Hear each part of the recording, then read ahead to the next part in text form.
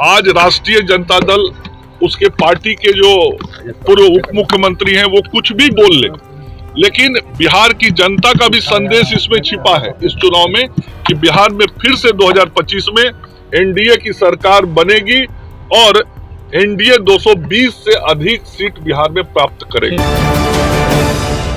नमस्कार, आप देख रहे हैं BMW न्यूज बिहार। आपके साथ मैं हूं रिया सुमन। देखिए, कृषि विभाग को लेकर बड़ी उत्पत्ति दिखाई दे रही है। बता दें, कृषि विभाग में भी अब 1000 से ज्यादा नियुक्ति पत्र सीएम नीतीश कुमार अपने हाथों से दे चुके हैं।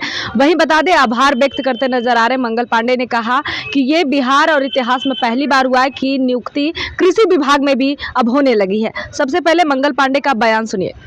आज बिहार सरकार के कृषि विभाग के लिए ऐतिहासिक दिन है और अविस्मरणीय पल है जब आजादी के बाद पहली बार बिहार के कृषि विभाग में एक साथ 1000 से अधिक पदाधिकारी स्तर के लोगों की नियुक्ति हो रही है। आज कुल 1007 प्रखंड कृषि विकास पदाधिकारी और अनुमंडल कृषि विकास पदाधिकारी की नियुक्ति की जा रही है। कुल 154 अनुमंडल कृषि विकास पदाधिकारी और 853 प्रखंड कृषि विकास पदाधिकारी की नियुक्ति की जा रही है। और ये जो प्रखंड कृषि पदाधिकारी और अनुमंडल कृषि पदाधिकारी 1007 नियुक्त हो रहे हैं, ये बिहार के इतिहास में पहली बार ऐसा आदरणीय मुख्यमंत्री श्री नीतीश कुमार जी के नेतृत्व में हुआ है। और आज उन सब सफल अभ्यर्थियों के लिए भी और उनके परिवार के लिए भी जीवन का वो अविस्मरणीय पल है जब सरकारी नौकरी अधिकारी के रूप में उनको मिली और उसका नियुक्ति पत्र आज यशस्वी मुख्यमंत्री श्री नीतीश कुमार जी के हाथों से और हमारे माननीय उप मुख्यमंत्री श्री सम्राट चौधरी जी के हाथों से वितरित हुआ है। निश्चित रूप से जब इतनी बड़ी संख्या में कृषि विभाग के अंदर पदाधिकारी आज नियुक्त हुए हैं, तो कृषि विभाग के अंतर्गत जो काम किसानों के विकास और समृद्धि के लिए होती है उसमें गति आएगा, तेजी आएगी।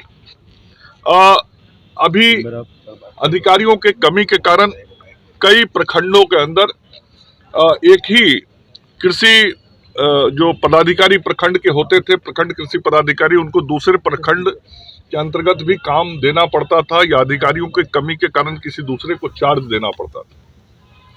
अब आज जब मुख्यमंत्री जी और उप मुख्यमंत्री जी के द्वारा ये नियुक्ति पत्र बांटा गया है, अब हमारे सभी प्रखंडों में प्रखंड कृषि पदाधिकारी हो गए और सभी अनुमंडलों में अनुमंडल कृषि पदाधिकारी हो गए।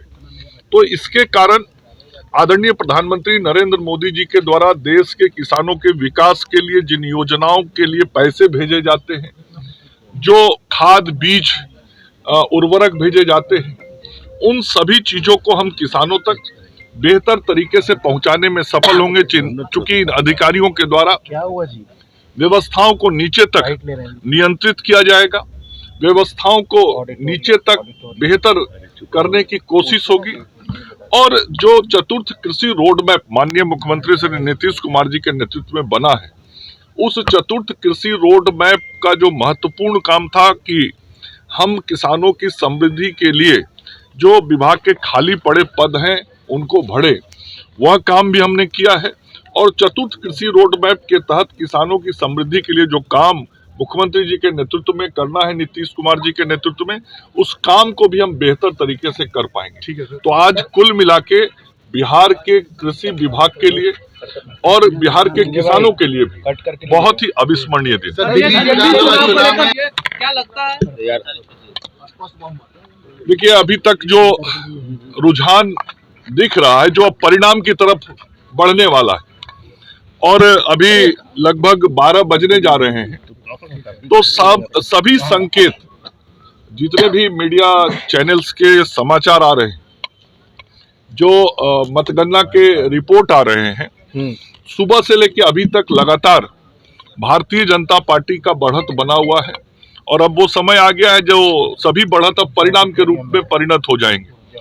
तो बहुत साफ है कि दिल्ली की जनता ने आदरणीय नरेंद्र मोदी जी के नेतृत्व में विश्वास व्यक्त किया है। देश की राजधानी में रहने वाले करोड़ों लोगों ने इस बात पर मुहर लगा दी है कि देश में भ्रष्टाचारियों का राज नहीं चल सकता है। बिहार पे असर पड़ेगा इस बात पे मुहर लगा दी है कि देश में विकास करने वालों का ही राज होगा।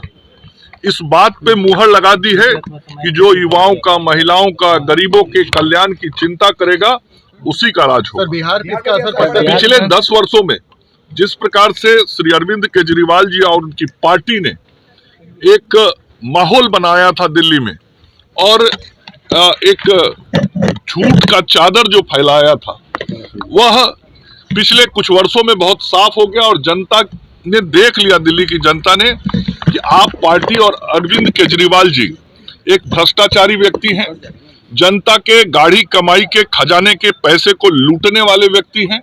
ये गरीबों का घर बनाने वाले नहीं, ये अपना घर बनाने वाले हैं। और जिस तरीके से उनके पार्टी के अन्य लोगों ने भी भ्रष्टाचार किया, उससे दिल्ली की जनता के मन में जो गुस्सा था और विकास की जो ललक थी, पिछले 10 वर्षों में दिल्ली के विकास को समाप्त कर दिया, बर्बाद कर दिया था आपकी सरकार ने। एक बार पूरे देश को देखते हुए दिल्ली की जनता ने निर्णय किया कि हम नरेंद्र मोदी जी के नेतृत्व में, एनडीए के नेतृत्व में दिल्ली का विकास करेंगे। और मैं अपने पूर्वांचल के भाइयों का, बिहार और उत्तर प्रदेश के भाइयों का विशेष तौर पे आभार व्यक्त करना चाहता हूं। इस बार बहुत ही खुले तौर पे, जिसको कहा जाता था कि जहां पूर्वांचलियों का वोट पड़ता है, जहां बिहारियों का वोट पड़ता है, दिल्ली में सरकार उन्हीं की बनती है। मैं आभारी हूं अपने पूर्वांचल और बिहार के भाई बहनों का, जिन लोगों ने जिस तरीके से बिहार और उत्तर प्रदेश में खुले दिल से मोदी जी को समर्थन दिया, उसी प्रकार से दिल्ली में भी उन सभी लोगों का पूरा मत भारतीय जनता पार्टी को मिला। और आज भारतीय जनता पार्टी की सरकार नरेंद्र मोदी जी के नेतृत्व में, वहां उनके मार्गदर्शन में बनने वाली है। आदरणीय जगत प्रकाश नड्डा जी जो हमारे राष्ट्रीय अध्यक्ष हैं, उनके लिए भी बहुत अच्छा दिन है। आज राष्ट्रीय अध्यक्ष के रूप में सफलता मिली।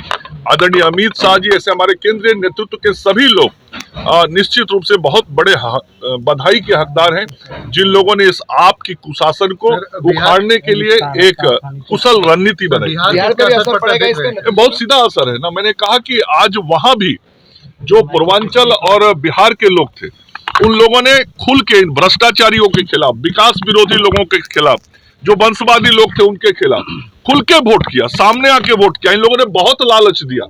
आप पार्टी के लोगों ने और उनके मुख्यमंत्री, पूर्व मुख्यमंत्री सहित सभी लोगों ने जिस प्रकार से झूठ का चादर फैलाने का कोशिश किया और झूठ के जाल में लोगों को फंसाने की कोशिश की, दिल्ली की जनता ने साफ कर दिया कि अब तुम्हारा असली चेहरा हम देख चुके हैं, तुम्हारे साथ भी नहीं जाएंगे। हम नरेंद्र मोदी एनडीए विकास के साथ जाएंगे, भ्रष्टाचार विरोधी लोगों के साथ जाएंगे।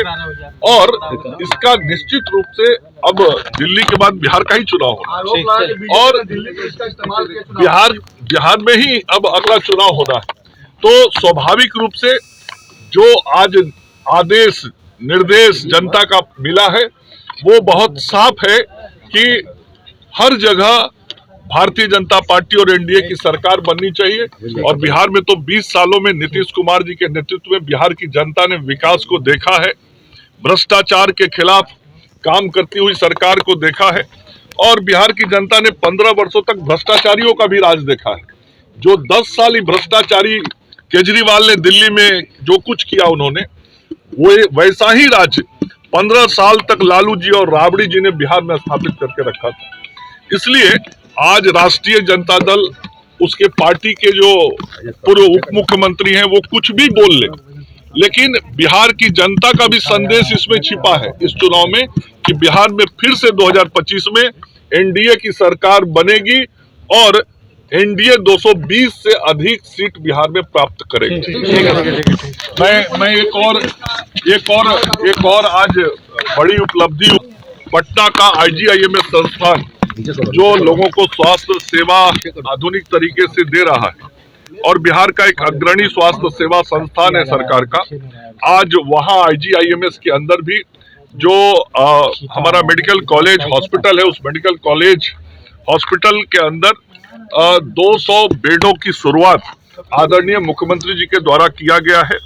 A और D 2 ब्लॉक का उद्घाटन किया गया और आज इस प्रकार से इतने बेडों के उद्घाटन के बाद अब IGIMS के अंदर बेडों की क्षमता लगभग 1800 से अधिक हो गई है और इसका विस्तार लगातार हो रहा है। अगले 3 महीने के अंदर 300 और बेड का विस्तार होगा, जो हमारा B और C ब्लॉक बन रहा है और साथ में आप लोग देख रहे होंगे 1200 बेड का भी हॉस्पिटल बन रहा है, वह भी इस साल के अगस्त तक बनके तैयार हो जाएगा। तो इस साल के अंत तक IGIMS भी लगभग 3100 बेड का अस्पताल बन जाएगा।